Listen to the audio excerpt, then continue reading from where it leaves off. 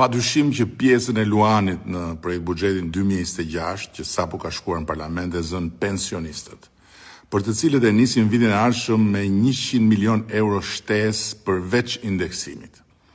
Në 2027 e dyfishojmë shtesën 200 milion euro plus indeksimi 45 milion euro.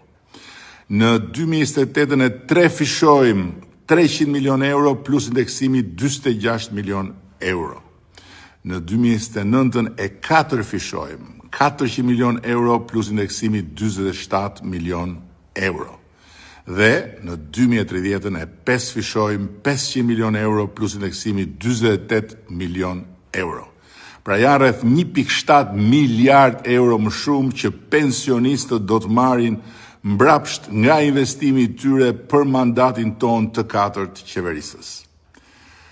Por nga 1 janari 2026 do të rritet dhe paga minimale për 307.850 punonjës, të cilët do të marrin shumën e premtuar 500 euro, e cilë do të jetë para, po jo e vetmja rritje e këtij mandati, ku paga minimale do të arrijë 700 euro.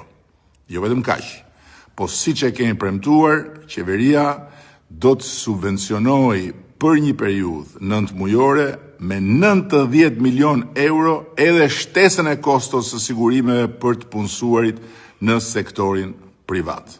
E pra ja kështu, fiks kështu, ky jam unë dhe këta jemi ne. Them dhe themi atë që bëjmë dhe bëjmë atë që themi. Dhe ato 83 mandate që ju na dhat për të qeverisur Shqipërinë në mandatin e katërt dhe për ta ulur në tryezën e Bashkimit Evropian si të barabartë ndër të barabartët, janë 83 arsye më shumë se sa deri dje për të mos fjetur gjumë, për të punuar pa pushim dhe për t'ju kthyer ju me të gjithë pasionin, vullnetin, këmbguljen, durimin dhe dashurinë e mundshme, të gjithë atë që ju na dhat.